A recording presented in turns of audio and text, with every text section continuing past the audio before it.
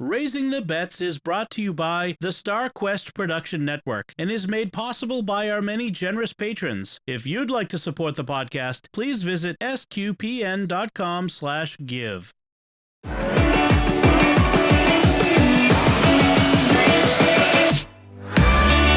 You're listening to Raising the Bets. We're a Catholic couple raising 5 kids outside of Boston. Join us as we share the joys and challenges of marriage, homeschool, and our adventures near and far as we make sense of the world and experience the best parts of our culture. I'm Don Bettinelli. And I'm Melanie Bettinelli, and I am sick, so you have to bear with me. Starting out of the gate. Yes, so as you probably realize if you're subscribed, is that we didn't have an episode last week, and I actually sound better this week than I did last week. You do. Otherwise, we wouldn't be doing this if you didn't sound a little better. Yeah, everybody caught the crud at camp. Except for me, knock on wood. Oh, please, God. I don't have time to get sick. Oh, man. Yeah, I mean, the big kids came back from camp with sniffles, and then it spread to you.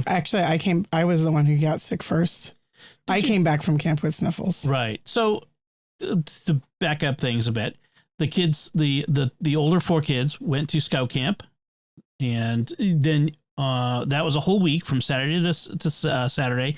We mentioned that the last time we had an episode.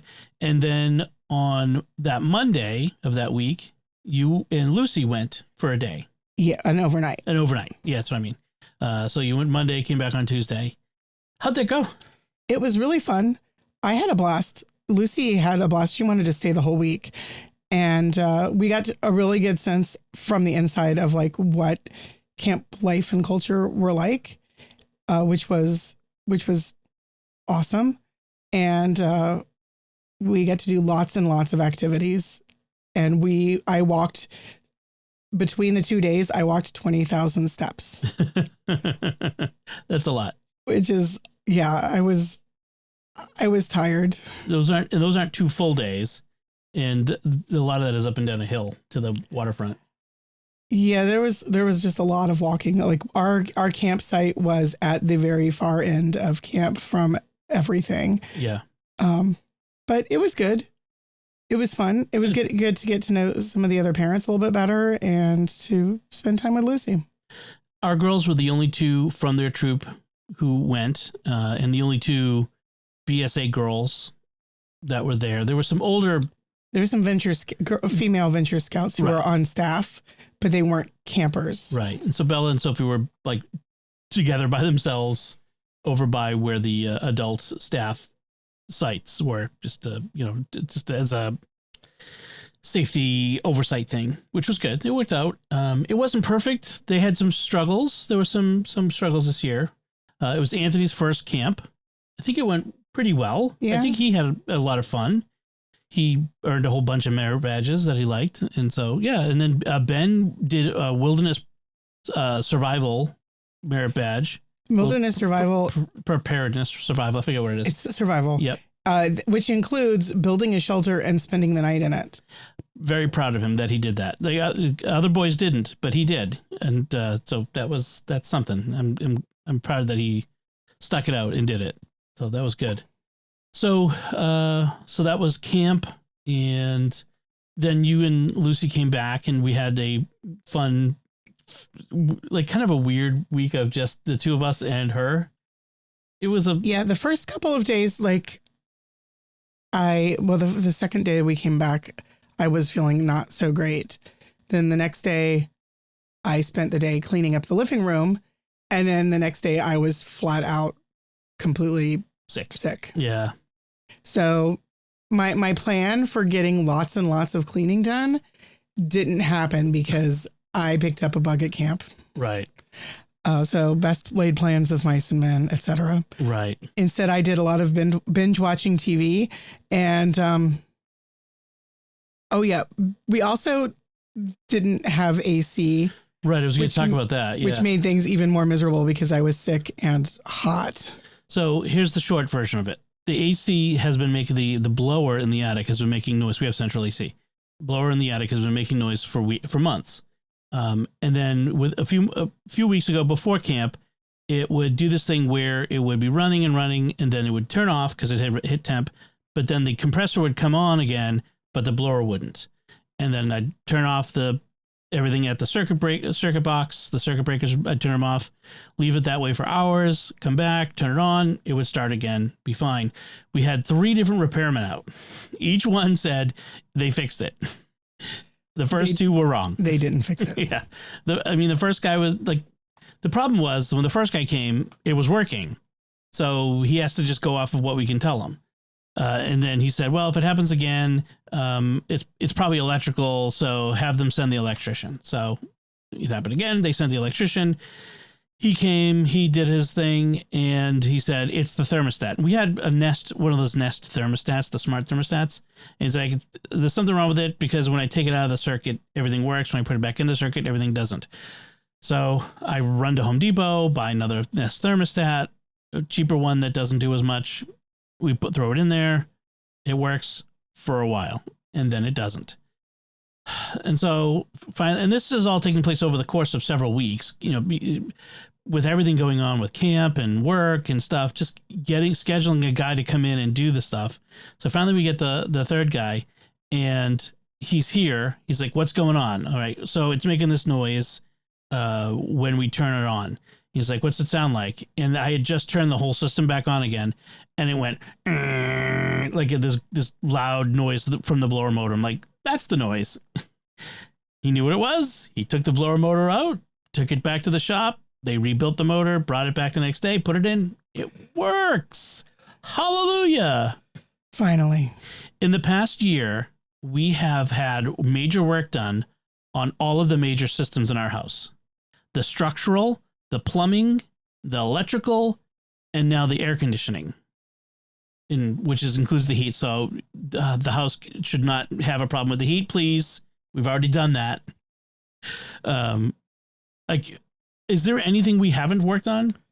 I don't know. I don't think so. Anyway, it works. It works well. And that was when we got hit by the heat wave that everyone else had been having all summer. So, it was 90s plus and all that nonsense. But, thank God. Thank God for AC. A real blessing. And for solar power to pay for it, to generate the electricity for it. So that's what's been going on. I think, yeah. Yeah, and so through this week, lots of doctor's appointments. Every single kid has now come down sick. I've been to the urgent care twice. I've taken kids to urgent care, kids to urgent care. It's been, and this past week I had an appointment like every single day. Like the kids had telehealth appointments, which fortunately pre-scheduled ones that didn't have to do with this. Right. Yeah. Fortunately didn't have to be canceled. Yeah. Telehealth is awesome. Because like I sounded awful and the doctors were very apologetic about how awful I sounded, but they were able to like actually have their appointments anyway. If these were in-person appointments, we would have had to recancel and reschedule, and that would be such a hassle. Especially since like one of the doctors is scheduling into November right now. So right. Even I had an unexpected doctor's appointment. I've been having trouble with my thumb. I've got an inflamed tendon or something in my hand, and I went to see my doctor, and she's going to get me into an orthopedist, and we'll check it out. But yeah, just like it's been the week of appointments. It has been. Yeah, it's been crazy. So let's talk about some food things. Last time we were here, we talked about I was going to make sausage, gravy, and biscuits. I have done that. It was good. It was pretty good. I worked off a couple different recipes. One from, sausage, gravy, and biscuits is pretty straightforward. Not a whole lot going on there. One is from a website, tastebetterfromscratch.com. The other was from a YouTube channel called Smoking and Grilling with AB. This guy who's, he's more smoking and grilling but he does have like other like kitchen recipes, and he's all about like simplifying stuff. So he gave this pretty good straightforward recipe. Like he starts with the Pillsbury Grand biscuits, just like, and I started with that. I wanted to kind of focus more on the gravy than the biscuit for the first time I do this. So, and the biscuit's actually pretty good, I have to say. So the Pillsbury makes some pretty decent biscuits. It's a decent. It's not your grandma's buttermilk biscuit, but it's a decent biscuit. So And I doctored up the gravy a little bit, a little bit of onion, throw a little bit of extra this and that in there, made sure there was some sage. Actually, it was the only sausage they had at the store when I went was sage, Jimmy Dean's sage sausage. So that already had sage in it, so I didn't have to add it. But yeah, it was pretty good. It got a little thick. I would have liked to have had a little thinner, but yeah, it was good. Yeah, I have to say, I was sick and I just ate my biscuits with honey, which is the way I like them. Yep. So, oh well. Yeah. So, yeah. So we've made some other things, but we'll talk about those later. We got a lot of stuff we wanted to talk about because we've been reading and watching a lot over the past couple of weeks, and we want to share that with you. I want to mention that I watched the first episode of House of the Dragon. This is the Game of Thrones prequel that's on HBO, starring Matt Smith, by the way, isn't it? Okay. Who as a horrible, terrible person. So it's kind of weird. It's very Game of Thrones. It's, I don't know. People have been raving about it. I kind of felt like it was the same ground we covered in Game of Thrones. I didn't feel like there was anything really new about it yet. It's only the first episode, so we'll see what goes on. It's typical Game of Thrones, brutally violent at times and brutally explicit at other times. Unnecessarily so. I've heard stories about how the showrunners, and it's different showrunners on this than there were on Game of Thrones, but the showrunners, have this mandate to make sure there's plenty of titillating content in it. And it's like, is that necessary? I don't know if I'm going to keep watching. I might watch one more just to see if it gets any more interesting. It's got dragons. I love dragons. I've always loved dragons since I was a kid. And so the dragons are cool, but I don't know if it's worthwhile. So then we watched the first 2 episodes of She-Hulk, the new Marvel series on Disney Plus. Yep. Generally, we have positive views of that, right? I enjoyed the first episode. The second episode was slightly disappointing, especially in that it was really short. It was 20 minutes long. It was like a long YouTube video. So that was unexpected and a little disappointing, but I'm hopeful. I mean, I liked the premise of the show. I like the actress, and it comes across as kind of an action sitcom. Yeah. I think that's the kind of the general premise, the general feel to it. Yeah, it's more sitcom-y. Funny situations. It's not like written with punchlines per se. No.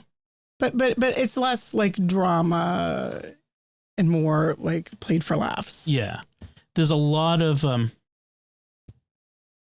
there were a lot of characters who are sort of stereotypes and kind of flat. A lot of the secondary characters are kind of flat. Her dad, who is one of the 2 guys from Perfect Strangers, that 80s sitcom, Balky and, well, I remembered his name before, but now I don't remember it.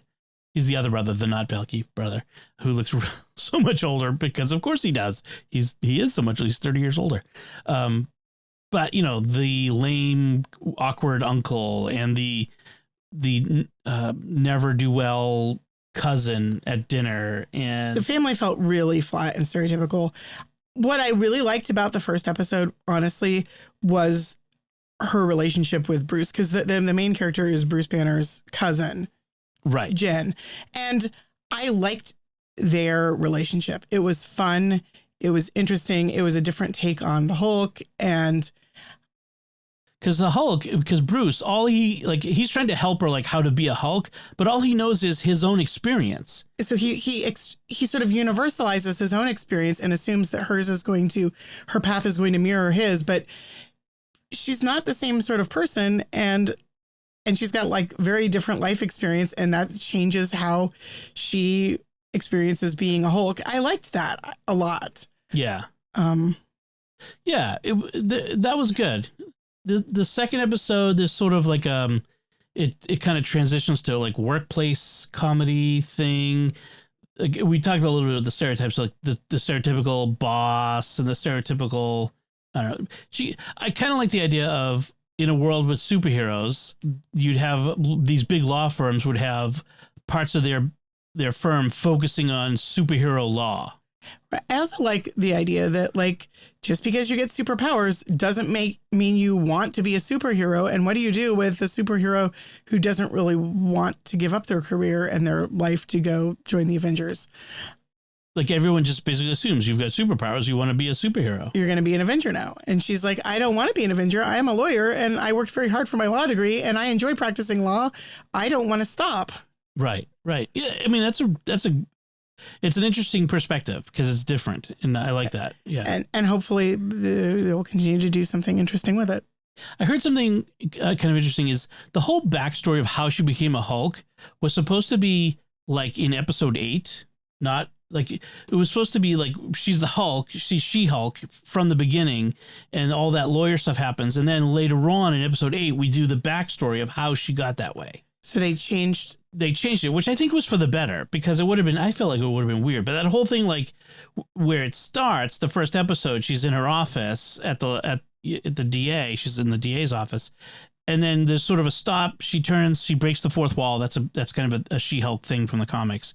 And so, oh, you're wondering how I got this way? Well, here it is. And that's all, like, they did that like 3 months ago. That whole thing. I mean, all of the shooting had been done, like all of the footage had been shot, but the special effects of that transition, like that whole, how she ended up first changing, that was done really recently. And so they did they ended up having to do that a lot in like reflections in things and stuff, which worked better. I wonder if maybe the choppiness of the second episode was because they were re-scrambling the storyline. It could be. It could be that they maybe had to take stuff out of the second story that wasn't done yet and move it to the third episode or something along those lines. Maybe that explains it. Yeah. So we've only watched 2 episodes. It'll be interesting to see how it goes, whether it gets, the promise gets fulfilled. I'm not gonna say whether it gets better because it's good. Right. But there was a bit of clunkiness in the second episode. So we'll see if it retains the promise of the first episode. Ironically, one of the things that I binge watched while I was sick was also a legal drama. Yeah. Comedy drama, right? Yeah, kind of more drama than comedy, although there were definitely some comedic moments. It's actually a Korean show, which which my sister found on Netflix. Who knew that Netflix had lots of Korean, lots and lots of Korean Squid content. Game. You and I have not watched Squid Game, but no. It was like one of the biggest things last year. Anyway, but it's called Extraordinary Attorney Woo, and the premise is a young attorney right out of law school who has autism or who's autistic, and she has been raised by a single dad, and she gets scooped up by one of the 2 biggest law firms in Seoul. And her sort of navigating the world of high-powered law firm while being a person with autism is really fascinating. I loved the way they dealt with her. Like, she basically has 2 special interests: the law, which she started reading her dad's law books when she was like 5. And the first sentence out of her mouth, like, she was nonverbal until the very first thing that she said was like quoting from one of her dad's law books.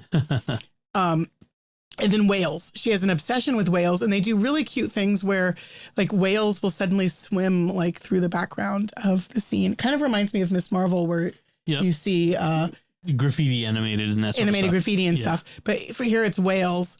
And so one of her struggles is to not talk inappropriately about whales at work, because she just loves whales and wants to spout information encyclopedically about whales. But a lot of really good drama. And I just found it was incredibly fascinating. The characters were all really well-rounded and interesting, and getting insight into like Korean culture via a series of different lawsuits that she's involved in was kind of fascinating. Like, Korean law, a lot of it looks very Western, like the way that the courtroom procedures happen it's all very Western. Probably law. Post-Korean War. Right. Yeah. But then when they dig into some of the precedents or the legal theory, some of it gets very Korean very quickly. And that was kind of interesting. And there's like a scene where they go to a Buddhist temple and all the lawyers are like roped into praying with the monks, except for the one lawyer who refuses to bow. And he says, and one of the lawyers says like, why aren't you bowing? He's like, oh, I'm Catholic. And she's like, oh, I'm Catholic too. And he's like, oh yeah, what's your baptism name? And she gives him like pop star like name. And he's like, yeah, that's not a Christian name. Keep on bowing. So lots of really interesting plots. Like it's very episodic because each episode focuses on, one particular legal case. So it's basically a legal procedural. It's a legal procedural, but with a really strong through arc about her. Yeah. She's kind of got a romantic relationship going on with a paralegal in the firm, and there's another lawyer who's also interested in him. So there's lots of relationship drama. There's also her family backstory comes in, like her dad becomes a really important character, and his experience being a single father raising an autistic child, and like some of his loneliness and some of his sacrifices he's made for her. And it was just really, really good. A lot of family stories. In one of the cases she prosecutes is actually about a autistic boy, young man who's much more severely autistic than she is, who's accused of killing his brother. Oh, wow. And so then you get to sort of see from her point of view, like, okay, I'm autistic and he's autistic, but my experience of autism is nothing like his. And her attempts to relate to him, like everyone assumes that she's going to be able to relate to him because, well, you're autistic too. And she's like, I don't know how to talk to him. Right. Except in fact, she ends up actually making a connection with him. But it's really interesting to see levels of connection, misunderstandings. I mean, they use the autism in a ways to like, you often with situational comedies and dramas, you have miscommunications. Well, there's lots of chances of miscommunication. And yeah, it was just a really good, I watched all of 16 episodes of the first season and loved it. And supposedly they're coming out with season 2 next year. So cool. I've heard there's a lot of really good Korean. Well, now TV. that I've watched one Korean TV show, Netflix is giving me all the recommendations for all the Korean shows and movies that they've got. Okay. Some of them look kind of interesting. I want to take a little tangent right here to talk about the algorithm trap. Uh-huh. The algorithms, whether it's Facebook or Twitter or Instagram or Netflix, punish curiosity. If I see something in my feed and it's like, I'm curious about it, I'm not interested in that topic as like a deep dive. I'm just like, what's this? And I click on it and then they show me that as if I am autistic and obsessed with that particular topic. Oh, it drives me crazy. And so I actively avoid clicking on things that I'm curious about. Well, see, my response was the opposite in terms of I would like to see much more diverse content in Netflix's recommendations for me, but they tend to only show me things that are very similar to what I've watched or what everyone's watching. And I'm like, I think that's the same thing though. But but I'm saying the flip side of it is that it's really hard to find new content except for word of mouth by people off the platform, because the platform's recommendation algorithms are kind of limited. They're stupid. Right. It's based on what you've already watched. But like, I don't necessarily want to watch more of what I've already seen. I want to watch new, different kinds of things that are different from what I've seen. So not necessarily things I've clicked on out of curiosity, but also not necessarily the sorts of things I enjoy, but have watched a lot of. I want maybe something new from you. Yeah. YouTube is the same way. I mean, YouTube does a little better at showing things that are a little bit out of the standard. Okay. It looks like you're starting to reach your limits in your voice. So let me finish up this. We'll wrap things up as a shorter episode. I want to talk about a book I finished called, I want to talk about a TV show I watched because I actually want to talk about this, called The Offer on Paramount Plus. And it's a dramatization of how The Godfather was made. And it is really good. fiction or non? It's fiction. It's fiction about the making of The Godfather. Okay, I thought it was a documentary from what you were telling me about it. Oh no. This is definitely. I mean, it's based on the real experiences of the producer Al Ruddy, who I'd never heard of before, which is kind of funny because this portrays him as the keystone for The Godfather. Without him, it would never have been made. Him pushing it from against all comers. The studio, the mafia didn't want it made. Frank Sinatra didn't want it made, which is the same as the mafia. Like everybody didn't want to make this movie, and he made this movie happen against all odds. And there's some really great performances in it. The guy who plays Francis Ford Coppola is really good. I mean, they're all really good. Al Ruddy is played by Miles Teller, who's a younger actor. He was in the latest Top Gun movie. I haven't seen him in a lot of things, but based on this, he's really good. I'm really impressed. His secretary is Betty, his executive assistant, however you want to call it, who is, I forget her name now. The actress from Ted Lasso, who is the girlfriend of the soccer player. I'm gonna just bring up the offer here. She is so good and so different from the character in Ted Lasso. For one thing, she's doing an American accent. There's a lot of non-Americans in this doing American accents, which is funny. But her name is, come on, make her Juno Temple. Should be higher up in the ranks because she's much more important. Bern Gorman plays Charlie Bluthorn, who's the CEO of Gulf and Western, which owned Paramount. Gulf and Western was a conglomerate company. It had all kinds of businesses and happened to own a movie studio, and that causes problems because they're not in the movie studio magic business; they're in the movie money business. And you have Robert Evans is played by Matthew Good, who for some reason has this nasal accent the entire time, but he's the head of Paramount. Really good. And you have like a lot of these actors playing actors. You have like the guy playing Al Pacino, so he's doing the whole Al Pacino voice and the hunch and the kind of mannerisms, and you have the Marlon Brando character. So I gotta say, it was really good. I've watched 9 of the 10 episodes so far, and I'm going to be talking about this at length on Secrets of Movies and TV Shows with Mike Creevy and Andrew Hermes. The three of us have already on that podcast talked about the 3 Godfather movies, so this will be a nice coda on that. So it'll be kind of fun to talk about it.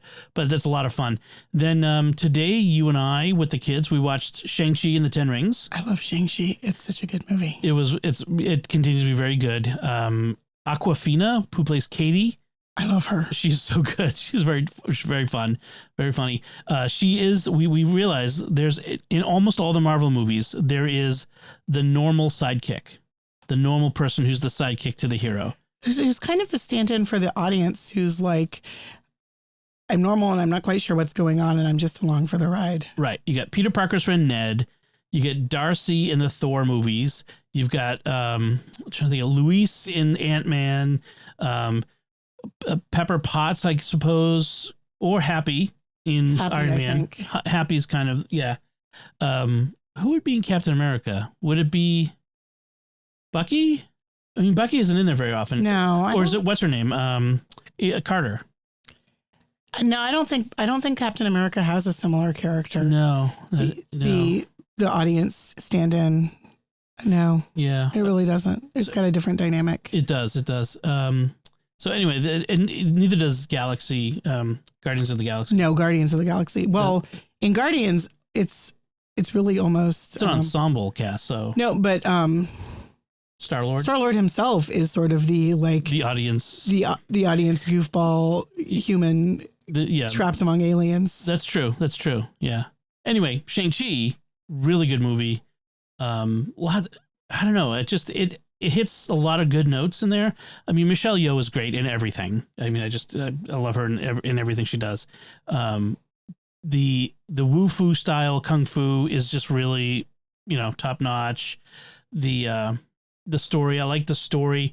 Yeah, it's another story about family. Family, yeah. Yeah, A lot and of the ways Marvel. that Yeah.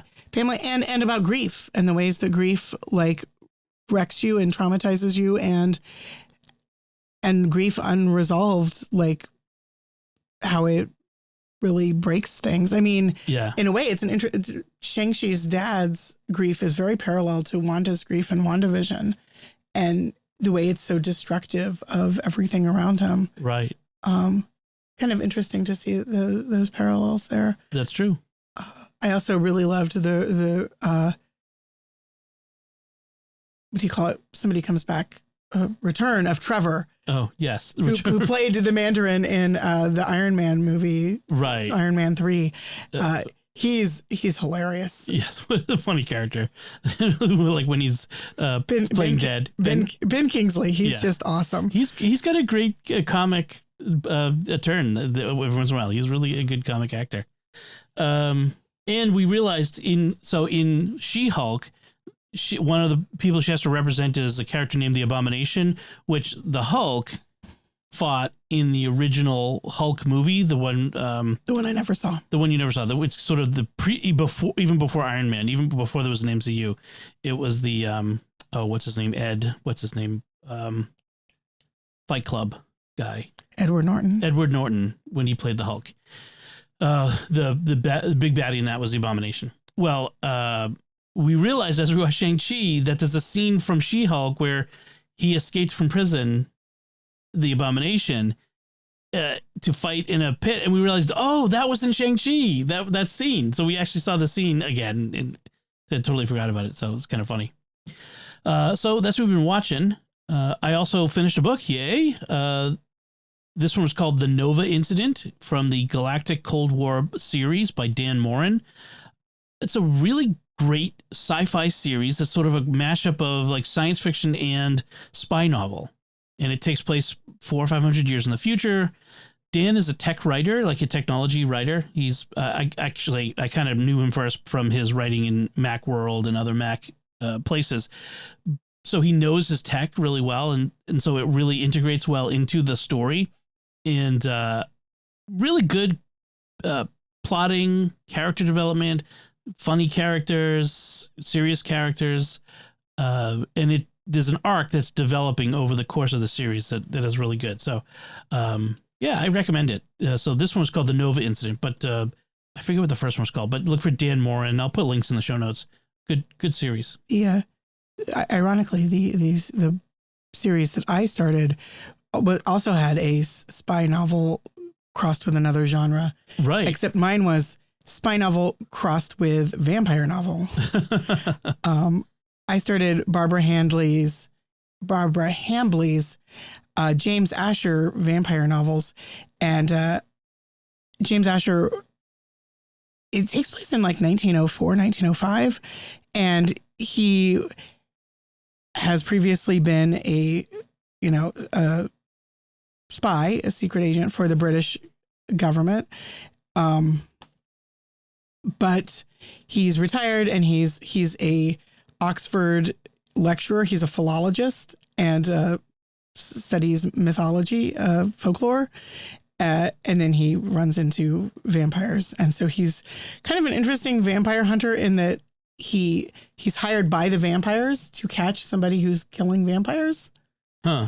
And so there's some like interesting table turns. He does not want to help the vampires but they're holding threats over his wife, who is a medical doctor. And so he's got to try to catch the vampire killer before the vampires take him out and his wife. Sounds a little bit like the Dresden Files. Kind of, yeah. Where the vampires they're not good. They're not good people. But he ends up like working for them and with them. And his wife sort of is his silent partner because she can do all like the medical end of things. And Barbara Hambly's vampires, like basically they treat vampirism as a sort of virus. Right. Of course. So that's one of the common, yeah. So while it has some sort of like spiritual aspects to it, basically she ditches a lot of the vampire lore in terms of like the religion stuff for focusing on vampires being sort of allergic to silver and garlic and other plants. But she kind of ditches, they don't care about religion. The crosses don't bother them. Crosses don't bother them unless they're made out of silver. Right. So the first one was he's trying to catch a killer who's taking out vampires. And in the second one, you go to Constantinople on this big like international spy ring. There's some Austro-Hungarians who want to use vampires somehow in the spy game. And so they've coerced a vampire to try to work for them. It's very complicated. Some of my friends are very, very excited about this series. I kept reading mostly because honestly, they said it was so good. It was not exactly what I was in the mood for. And so it was good. It was an interesting take. I didn't find it as gripping and compelling as my friends who had been urging me to read it. Okay. Found it. I mean, it was interesting. It's an interesting take. The characters aren't bad. I didn't find it like, I think that if my friend hadn't been raving about it, I might not have picked up the second book. She said, especially it gets really good by book like 4 or 5. And I'm like, I'm going to take a break. I might come back to it. I don't feel a great desire to speed read my way through the entire series. Right. Though. It's not like the Dresden Files. No, it's not as gripping to me. Although, again, like for some people, it's incredibly gripping. So I'm not sure what I'm missing. I probably need to ask them. Yep. I don't want to sound like. Well, sometimes the book is just not for you. You know, I mean, it's not going to grab you. So let's move on to talk about the mass readings. So because everyone was sick, and you know, when you have the plague these days, you can't go to church. So I was the only one who went to mass at church. Everyone else did the TV thing. So at our parish, though, this week we had a Divine Word missionary come and talk.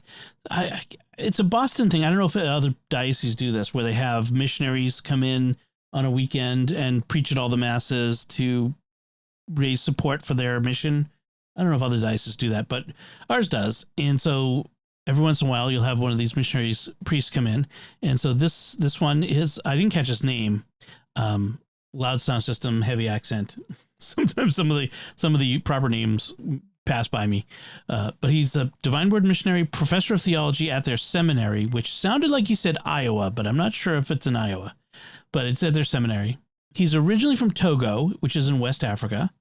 But he told us about his time serving in the Amazon, as he said, the river, not the shopping, which was, funny. He talked about his parish, which had 70 mission churches. So one parish in the city, but they had 70 individual missions that they had to serve. And they would go out on mission trips, 3-day, 7-day, and the longest ones were 15-day mission trips where they would get in a boat. The only way to get anywhere in the area was by boat. There was no driving anywhere. So you'd get in a boat and you'd travel over the course of 2 weeks, hitting all these missions. And he talked about how dangerous it was. It's crocodiles, it's piranha. He said every trip we went out, we didn't know if we'd come back in the boat or in a casket, which is kind of scary to think about. And he said the 70 missions all had, based on how many times they could visit them, had 4 masses per year. So they would show up, each season or say, and everyone would come out for the mass. That was the only mass they would get for 3 months.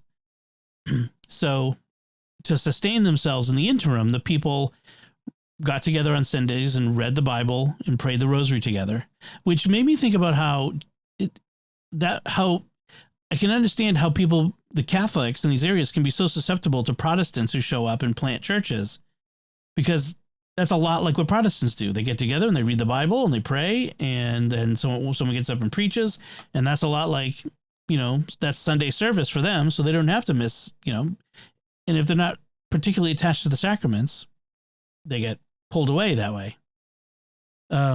He did talk about how the priests, when they get there, they didn't just celebrate Mass, and he didn't say this, but, such a situation could end up having priests being like sacramental ATMs. They show up, sacrament machines, they show up and dispense the sacraments. but the people really consciously wanted them to enter into their lives. They would bring them there. There would be a huge celebration. They would have meals. They would talk to the priests about what's going on in the village and what's going on in their lives. And they wanted to make sure that that he knew he wasn't just there to, bless and press and go. It was it was more than that. And he talked about how even despite their poverty, how generous the people always were. They would always, be giving them food and other things to bring back to the main parish and to support the parish. And then he talked about starting a youth music group because at the parish, because the young people who, especially the ones who lived in the street, all love music. So they started a group where they would teach them how to play instruments. And they weren't on the streets anymore. They supported each other, and by coming together, like through music, they all became missionaries to each other and to the neighborhoods. So he talked about that. So it was nice. It was a good. He didn't touch a lot on the gospel readings or the lectionary readings, but it was a good homily. It was very it was interesting, and it reminds us of how universal the church is and how different that experience of the church is in so many different places, and how we can take things for granted. We have 3 masses at our parish every weekend, 4, I think, even just in our particular parish, not in the other parishes that are 5-minute drives away or 10 minutes or 20 minutes away.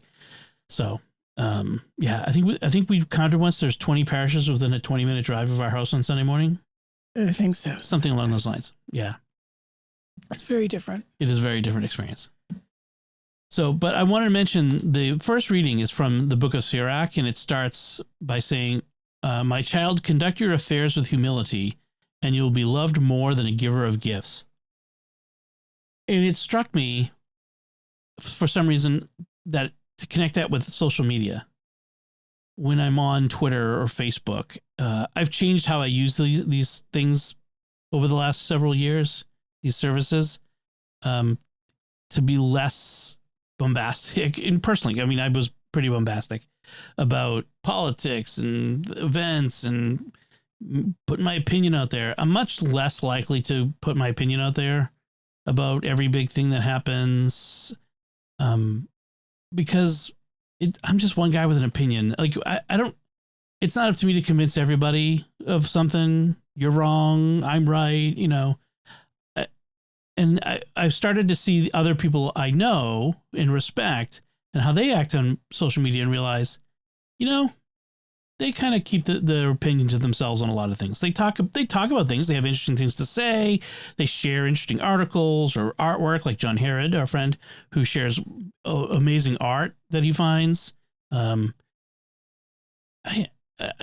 I started doing more about sharing interesting articles I find and trying to have conversations about things, books and movies and TV shows and that sort of stuff, and kind of get away from opining about all of the nonsense in the world. There's plenty of people doing that. I'm not. No one needs to hear my voice, but I like this verse. Conduct your affairs with humility, and you'll be loved more than a giver of gifts. And you know what? People love someone who's humble. People respect someone who's humble. I heard a story a long time ago about this bishop who was humble, that he would show up to these events, like dinners given in his honor, and he would sit in the crowd. And they're like, no, your grace, your eminence, or whatever. Come up here. You're supposed to sit up here. This is your seat over here. The word humility, as I think I mentioned before, comes from the Latin word humus. Dirt, earth, ground. To be humble is to be from the earth, to be lowly, and not in a involuntary sense, but to make yourself lowly, to not have heirs. Like Jesus says, take the lowest seat. Right. That's what we have in the gospel, where Jesus says, don't go sit in. Having just recently been at a wedding, this one struck home because it was like, don't show up at a wedding and then sit in one of the places of honor so that the father of the bride or whatever has to come over and say, no, there's a more important person here. You're over there. Because that embarrasses everybody. Right. So I like that. So that's some thoughts that I had about. Of course, these days we just have assigned seating, and you find your seat card, and right. There's no confusion about where you are supposed to sit. Right, unless you have the same first and last name as both your dad and your nephew, like I do.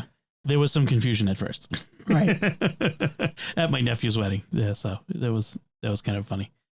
All right, let's wrap things up there. We want to take a moment to thank our patrons who make it possible for us to create Raising the Bets, including Dennis W., Stephen C., Charles S., Anthony W., and Caleb L.